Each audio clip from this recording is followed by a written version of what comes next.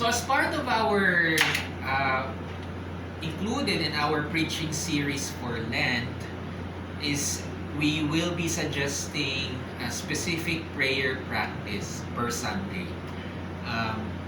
Offering it to you and asking you to just try it. No? Subukan nyo yung suggested prayer practice the following week. And to try it twice or thrice. Don't do it once. Do it twice or thrice. At least 3 times.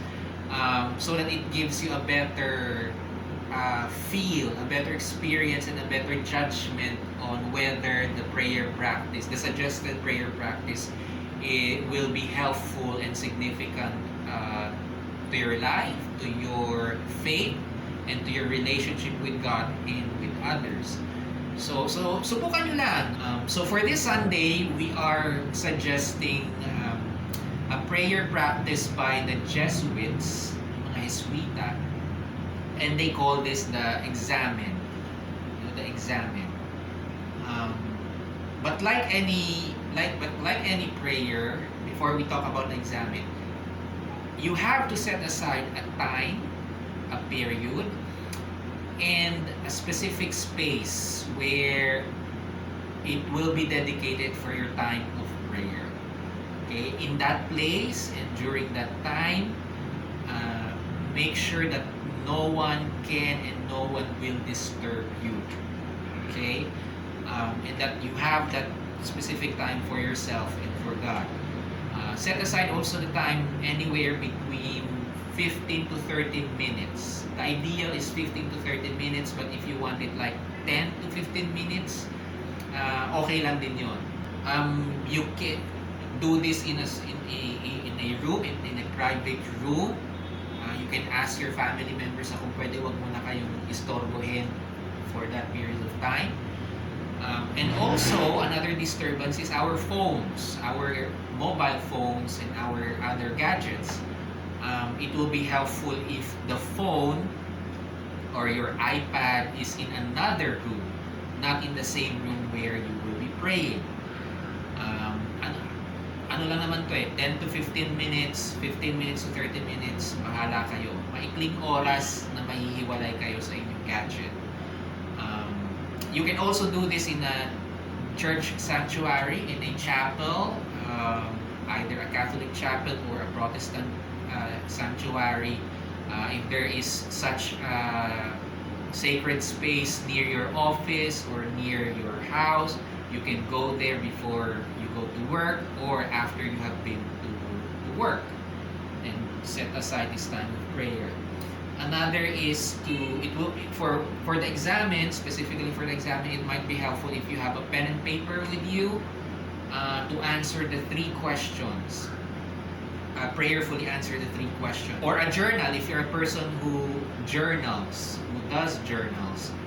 So what is the Examen? The Examen is specifically answering 3 important questions, and I will add a 4th one to it. Prayerfully.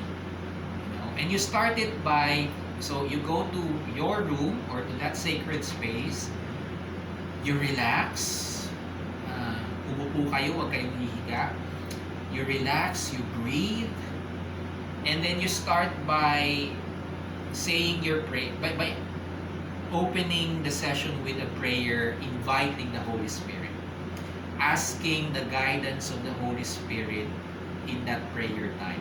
The guidance to and the help to answer the questions as honestly as open and as honest as possible. After all, during that prayer time, it is just between you and God, no one else. No one will hear, no one will know. Whatever answers you give, you write down or you whisper to those questions. So there is also no need to be defensive, to lie, and to justify our answers to those questions. When you come to the Examen and you come to pray, remember that it is only between you and God. And God is there to listen to you. God is there to be with you without judgment or condemnation, but only with love and with grace. So talk to God and answer the questions as honestly and as open and as clear as possible. So what are the 3 questions? So after inviting the Holy Spirit and the guidance of the Spirit, answer the questions. Number 1, madali-dali ito, what are you thankful for in your life? Ano ang ipinagpapasalamat mo sa iyong buhay? And it can be in any context. Pwedeng, what are you thankful for in your life in general, as a whole? Or you can choose, what are you thankful for that day, during that day, or the previous day? Or you can answer the question in the context of the week or the month. What are you thankful for the month? Are you thankful for the week? Or pwede rin naman, since it's a pandemic, what are you thankful for in spite and despite of the pandemic? The second question is a confession. A confession. What are the mistakes, mga pagkakamali? What are the failures that you have done that you shouldn't have done in your life?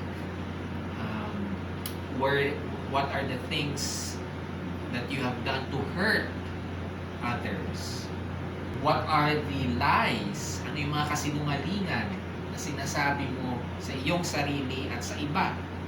Pinaniniwala mo sa iyong sarili at sa iba? What are good things that you should have done but it did not do or failed to do? And what are your failures? What are your failures? What are your weaknesses? What are your mistakes? How did you hurt people you love? How did you hurt co-workers, colleagues? How did you hurt people in church or your church? Be as honest as possible with this question and with God. The third question is, pwede rin siyang related to the second question, but the third question is not necessarily may ginawa kayong kasalanan o may ginawa kayong pagkakamali, pagkukulang. The third question is more on mediocrity. Are there certain things in your life that is not necessarily sin or mistake, but perhaps something that you need to improve on? You need to level up. You need to do better. These are the 3 questions, and you have to be as honest and as open as possible. It helps if you write them down. The 4th question, the one that I'm adding to it in relation to our preaching for this Sunday, the 4th question is, what are the ways that you can do to open yourself more? Buksan ang iyong sarili sa Diyos, sa pananalangin, at buksan ang iyong sarili sa ibang tao. How can you open yourself more to God and to others in the most authentic way, in the most honest way? Bali wala ang pagiging open kung hindi ka naman honest sa iyong openness, o hindi ka authentic, di ba? For brevity, you can just list down 1 or 2 or 3 things per question. So, wag 10. Kung gusto niyo 10, 20, bahala kayo. Pero to limit your time, if you want to shorten this time of the examen, just list down and expound, reflect on 2 to 3 things per question. And after you have prayerfully answered and reflected on these things, trusting the grace and the guidance of the Holy Spirit, you close the session by offering these things to God, asking God to help you with the things that you need to work on, improve on, and to magnify the things that you are thankful for. Asking God to guide you to take action on these things moving forward. You can try this 2 to 3 times during the week and try to see how this prayer practice is significant or helpful to you, or how difficult it is for you, or how useless it is for you. So for MCC people, for MCC members, and those who wish to join our group conversation, we will be discussing your experience with the prayer practice during our Zoom gathering, during our Zoom conversation. We will not talk about your answers, okay, the specific answers. We will talk about how did you feel, what was the process and the experience like for you. But I will not ask, we will not necessarily talk about the specific answers to your questions, unless you decide to share some of your answers. But if no one shares about their answers, that's okay, because I know some of them or all of them might be confidential.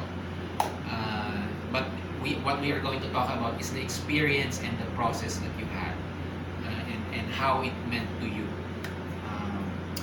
I forgot to say that if you have written down your answers to the questions, you can choose to burn the paper, because some of the answers might be confidential. So to burn the paper after the prayer practice. If you are a person who's journaling and writing this in your journal, I'm sure you already know how to keep your journal confidential and safe. So do that. So I pray and I give you blessings during the week and during your prayer practice. May God be with you always, and especially when you are alone praying to God.